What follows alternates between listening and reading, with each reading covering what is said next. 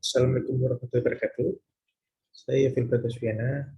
Saya PPDS Prodi Pulmonologi dan Pembukaan Respirasi Universitas Erlangga, angkatan semester genap tahun 2020. Pada kesempatan kali ini, saya akan berusaha mempresentasikan makalah saya dengan judul Epistemologi Filsafat Ilmu, hubungannya dikaitkan dengan sukses vaksinasi COVID-19 di Indonesia. Topik ini saya angkat karena filsafat ilmu, cabang ilmu epistemologi, saya anggap sangat baik dan bermanfaat dikaitkan dengan ilmu pengetahuan tentang vaksinasi COVID-19 untuk menekan angka kesakitan penyakit COVID-19 di Indonesia. Baik, saya akan memulai presentasi saya.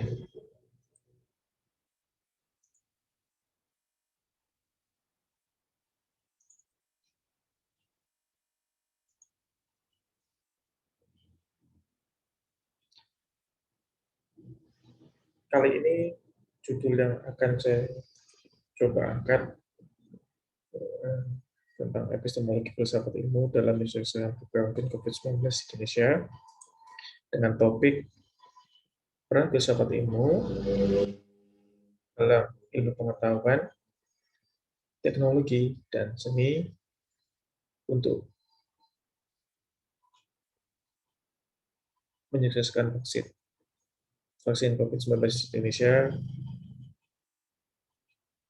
menuju Indonesia yang berilmu dan bermoral. Oke. Jadi COVID-19 di dunia dan Indonesia ini pertama kali ditemukan di Wuhan, Cina. Ini pada tanggal 31 Desember 2019, di mana saat itu ada beberapa senter rumah sakit yang di sana menemukan gejala dari sakit pernapasan. Ini pneumonia, tapi etiologinya tidak bisa diklasifikasikan.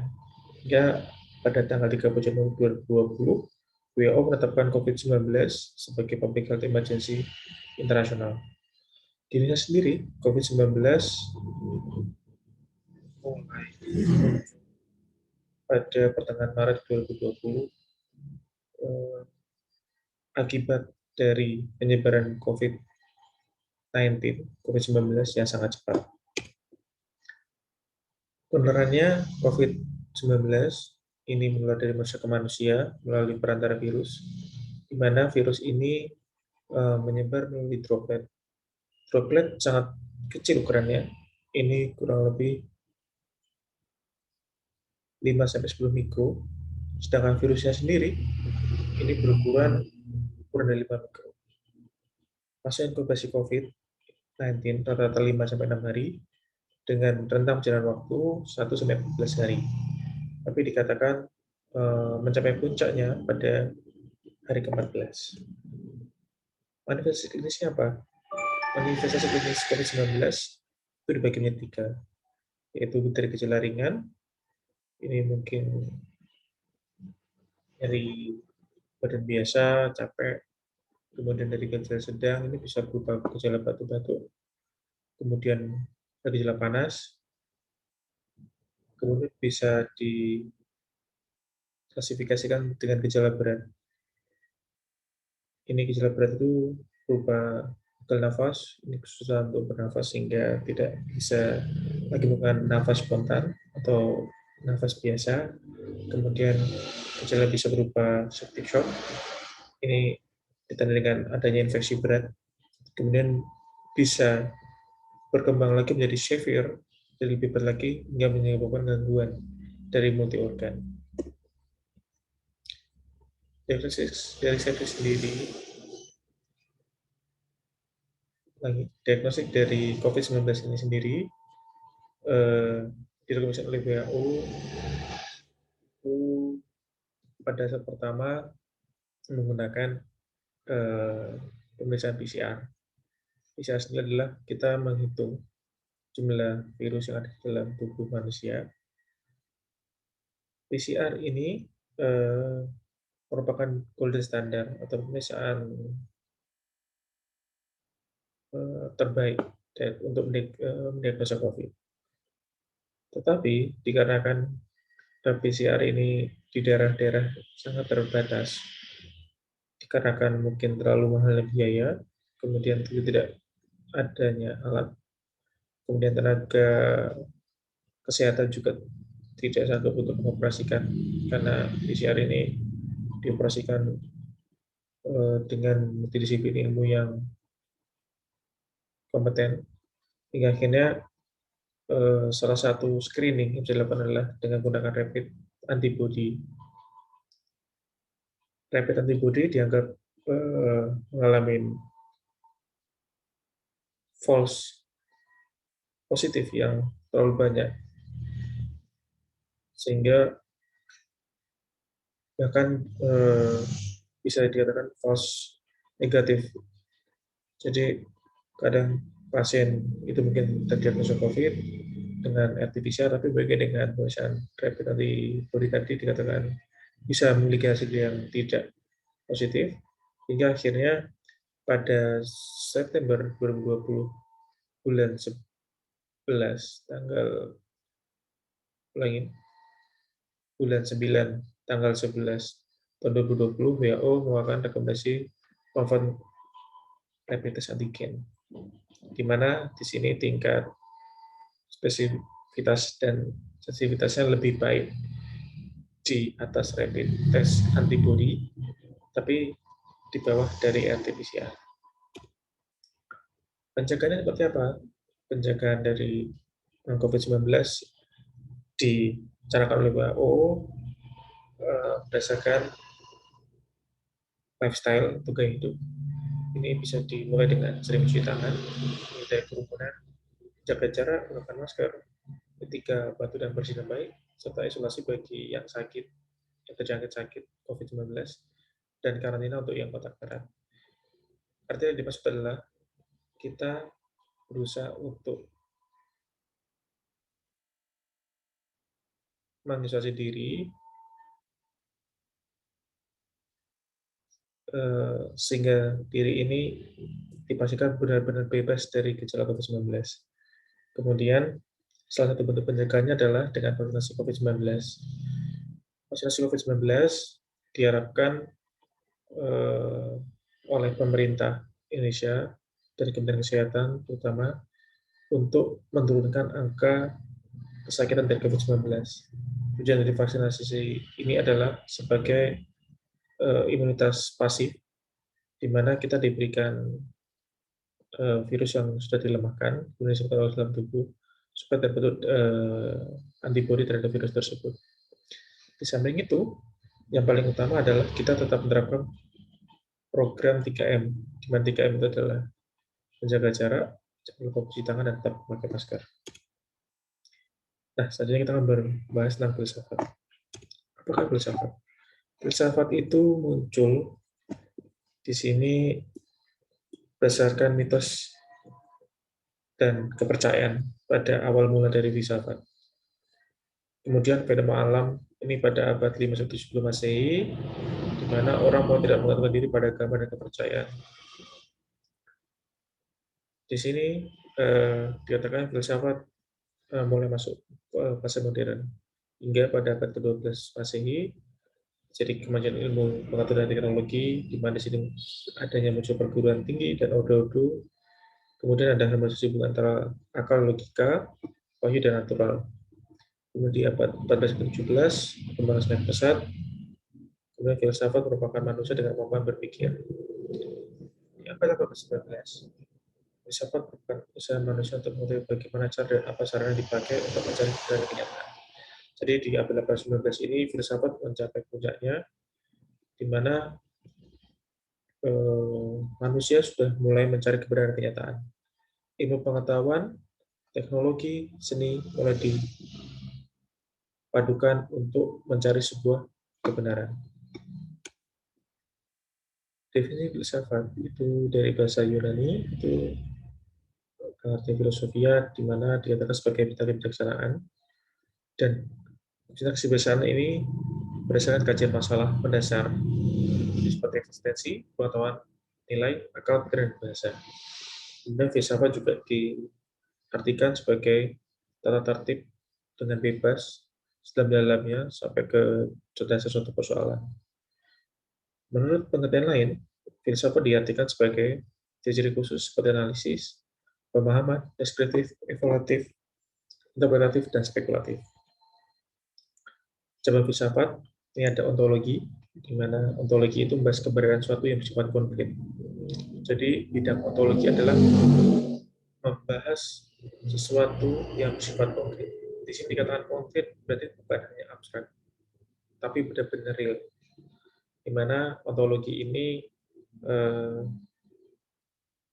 berasal dari tokoh Yunani, Thales atau Aristoteles.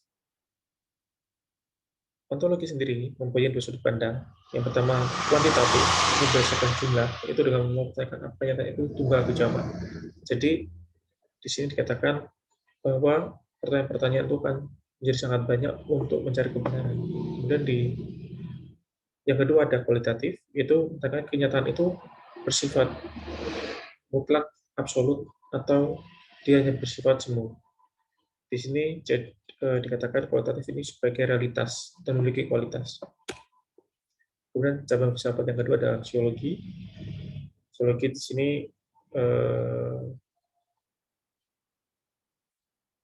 sebenarnya di sini sosiologi akan merupakan cabang filsafat yang ketiga, di mana pertama ada ontologi, epistemologi, dan sosiologi. Tapi di sini sosiologi akan saya dulukan karena saya akan membahas tentang epistemologi selanjutnya. Di mana sosiologi itu merupakan cabang filsafat yang membahas masalah nilai dan norma. Di sini nilai dan norma itu kita mengetahui batasan-batasan yang ada di masyarakat, di mana aksiologi ini lahir dari perkembangan norma-norma yang ada pada masyarakat zaman dahulu. Aksiologi ini kemudian berkembang menjadi dua cabang, di mana di sini akan terlahir estetik dan etika. Kemudian cabang filsafat dan filsafat yang terakhir adalah epistemologi, di mana kata epistemologi berasal dari bahasa Yunani yaitu ilmu pengetahuan, dan logos artinya juga sama, pengetahuan. Jadi epistemologi adalah pengetahuan tentang pengetahuan, di mana pengetahuan tentang pengetahuan ini saling berkaitan, saling mencari dan mencari yang terbaik. Dengan kata lain, epistemologi adalah cabang filsafat tentang pengetahuan. Jadi pengetahuan dibahas lagi tentang pengetahuan, mencari yang terbaik dari pengetahuan itu sendiri. Cabang-cabangnya ada berhubungan dengan sumber pengetahuan, di mana itu bersifat rasional, artinya pada akal, dia bukan hanya berdasarkan mitos. Kemudian empiris, ini berdasarkan pengalaman, jadi telah diuji. Kemudian realis, ini berarti nyata, dan kritinisme. Ini kritinisme, berarti ini kritik. Kalau awal dari pengetahuan kritis, dari awal dari pengetahuan, pembentukannya oleh akal. Jadi benar-benar di sini 4 sumber pengetahuan, definisi 4 sumber tertentu dipakai untuk pengetahuan epistemologi. Kemudian berhubungan dengan pembagian predikat pengetahuan oleh cabang aliran. Ini ada idealisme, yaitu pada proses mental. Kemudian empirisme, ini pada ilmu pengetahuan yang berasal dari pengalaman. Kemudian positivisme, ini artinya kita mencari segala sesuatu yang benar-benar kita yakini. Jadi kemudian dogmatis lahir dikaitkan dengan pengetahuan yang faktual. Jadi dogmatis itu berarti mungkin bersifat dia tidak relevan, diganti oleh pengetahuan yang faktual. Faktual berarti pengetahuan terbaru. Kemudian ada pragmatisme, itu kita mengetahui pengetahuan sebagai sarana perbuatan. Jadi pengetahuan yang sudah ada tadi kita eksplisitkan dalam bentuk perbuatan. Tujuan pembelajaran filsafat dalam ilmu kedokteran sendiri itu menjadi kritis, cermat, kemudian kita berusaha merefleksi, menguji, mendalami unsur-unsur pokok ilmu, dan memahami sejarah atau perkembangan dari kemajuan ilmu dari berbagai bidang. sama. Jadi intinya di sini kita pada bidang medis, terutama pada penyakit COVID-19, di mana tadi sudah dikatakan bahwa pada Desember 2019 diketahui penyakit yang tidak diketahui penyebabnya, di outbreak-kan atau dikatakan sebagai sebuah wabah pandemi di Indonesia pada pertengahan Maret 2020. Kemudian dalam perkembangannya, COVID-19 ini mengalami banyak angka kesakitan dan angka kematian cukup tinggi. Angka kematian cukup tinggi ini berasal dari tenaga kesehatan, dari berbagai sektor seperti dari guru, kemudian dari pengusaha, dari lintas ilmu yang lain. Nah, pada sekitar akhir dari 2020, beberapa negara telah menemukan vaksin yang tujuannya adalah membentuk imunitas pasif dari manusia yang belum pernah terjangkit COVID-19 agar memiliki antibodi yang siap untuk menangkal dari COVID-19 itu sendiri. Pada saat itu, diketahui bahwa banyak penolakan-penolakan terjadi, tidak hanya di Indonesia, tapi di seluruh dunia jadi penolakan-penolakan, di mana dianggap tidak etis berdasarkan berdasarkan ras, kemudian berdasarkan ada politik unsur dari vaksin sendiri. Padahal tujuan vaksin ini sangat baik, yaitu untuk menekan angka kesakitan COVID-19 dengan membentuk imunitas pasif pada individu yang belum pernah terjangkit COVID-19. Di sini epistemologi yang sudah saya jelaskan tadi adalah ilmu pengetahuan yang berdasar dari ilmu pengetahuan berdasarkan dari sumber yang telah diuji empiris dan dia benar-benar diuji dalam bentuk yang realistis. Jadi vaksin COVID-19 bisa dikaitkan dengan epistemologi. Karena kenapa? Vaksin COVID-19 itu berasal dari vaksin yang didapatkan dari virus yang sudah ada, dicari bagaimana virus ini bisa atau virus ini bisa dilemahkan dengan membentuk antibodi pasif dari orang yang belum pernah kena COVID-19. Tujuan apa? Untuk menekan angka penyebaran COVID-19 itu sendiri. Nah, di sini epistemologi sangat berkaitan erat dengan program pemerintah yaitu susukan vaksin COVID-19. Tujuannya apa? Untuk menurunkan angka kesakitan COVID-19. Seperti kita lihat, banyak pertentangan baik pro dan kontra terhadap dari vaksin COVID-19 ini sendiri. Hingga akhirnya pemerintah dengan tegas untuk dapat melaksanakan vaksinasi COVID-19 yang kita lihat hingga bulan April 2021 ini, angka kesakitan COVID-19 di Indonesia sudah mulai menurun.